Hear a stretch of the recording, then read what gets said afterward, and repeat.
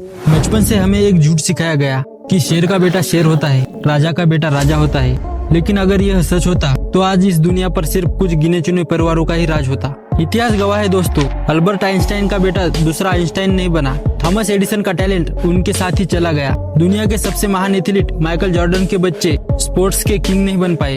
आखिर क्यों महानता का डीएनए अगली पीढ़ी में जाकर जीरो हो जाता है। लोग इसे बदनसीबी कहते हैं, लेकिन मैं इसे कुदरत का इंसाफ कहता हूँ। आज हम कुदरत के उस सबसे बड़े नियम को डिकोड करेंगे जिसने अमीर और गरीब, राजा और रंक दोनों को एक लाइन में खड़ा कर दिया। मैं आलोक पंडित आपका स्वागत करता हूँ नेचर्स ग्रेट इक्वलाइजर में।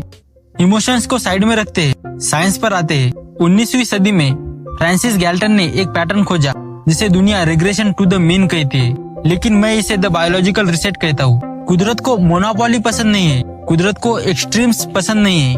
आइंस्टाइन का दिमाग या माइकल जॉर्डन की बॉडी, यह एक बायोलॉजिकल जैकपॉट था, लेकिन जैकपॉट रोज नहीं लगते। नेचर का नियम है, अगर पिता एक्स्ट्रा ऑर्डिनरी है तो कुदरत बच्चे को वापस ऑर्डिनरी बना देती है ताकि समाज का बैलेंस बना रहे। सोचिए, अगर ऐसा नहीं होता तो जीनियस का बेटा सुपर जीनियस होता और 4 पीढ़ियों बाद वो इंसान नहीं देवता बन जाते और हम आम लोग उनके गुलाम बन जाते। लेकिन कुदरत ने ऐसा होने नहीं दिया। कुदरत हर नई पीढ़ी के लिए रिसेट बटन दबा देती है। इसका मतलब आइंस्टाइन के बेटे और आपके बीच कुदरत ने कोई भेदभाव नहीं किया। स्टार्टिंग लाइन सबके लिए सेम है।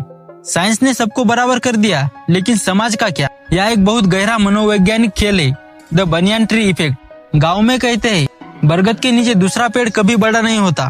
क्यों? क्योंकि बड़ा पेड़ सारी धूप खुद ले लेता है।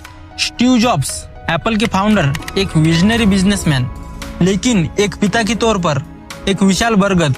रॉबर्ट ग्रीन अपनी किताब 48 लॉज ऑफ पावर में कहते हैं, avoid stepping into a great man's shoes. सोचिए उस बच्चे की हालत। वो अगर पेंटर बनना चाहे तो उसकी तुलना पिकासो से होगी। वो अगर बिजनेस करना चाहे तो उसकी तुलना अंबानी से होगी। तुलना का यह बोझ उसकी अपनी ओरिजिनलिटी को कुचल देता है। वो अगर दुनिया का बेस्ट काम भी कर दे तो भी दुनिया कहेगी बाप जैसा जादू नहीं है इसमें। वो पूरी जिंदगी एक परछाई बनकर रह जाता है और परछाइयाँ कभी इतिहास नहीं रचती। और उससे भी बड़ी बात, the golden cage. Steve Jobs या दुनिया का कोई भी सेल्फ मेड बिलियनियर महान क्यों बना? क्योंकि उन्होंने गैराज में काम किया, जमीन पर सोए, रिजेक्शन सही। उस संघर्ष ने उन्हें फौलाद बना दिया। कोई भी इंसान लीजेंड बनता है जरूरत की वजह से। स्टीव जॉब्स गैराज में इसलिए थे क्योंकि उनके पास ऑफिस के लिए पैसे नहीं थे। उस मजबूरी ने उन्हें महान बनाया, लेकिन उनके बच्चों के पास सब कुछ था। जिस पंछी को पिंजरे में खाना मिल जाए वो शिकार करना भूल जाता है, और जंगल के नियम में जो शिकार नहीं करता वो शिकार बन जाता है। यकीन नहीं होता तो इतिहास के पन्ने पलट कर देख लो। रोमन एम्पायर, राजा मार्कस ऑरेलियस एक महान योद्धा, एक फिलोसोफर जिसने अपना जीवन युद्ध के मैदान में बिताया। उसका बेटा कोमोडस, जिसे गद्दी विरासत में मिली।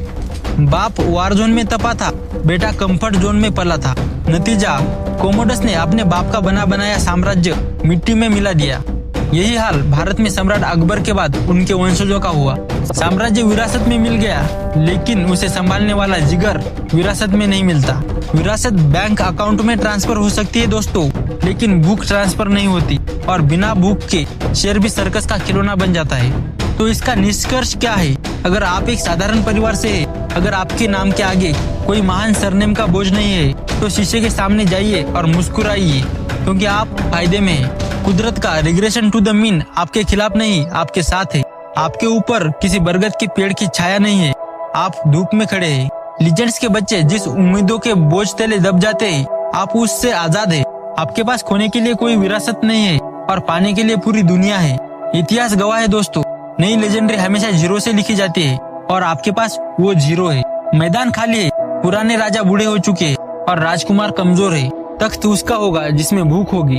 अगर इस वीडियो ने आपके अंदर की आग को हवा दी है तो कमेंट में लिख कर जाना, I am the next legend, और शेयर करो उसे जिसे यह सुनना बहुत जरूरी है, क्योंकि हम इतिहास रटने नहीं रचने आए हैं। मिलते हैं नेक्स्ट फ्राइडे को हमारे नेक्स्ट वीडियो में। धन्यवाद।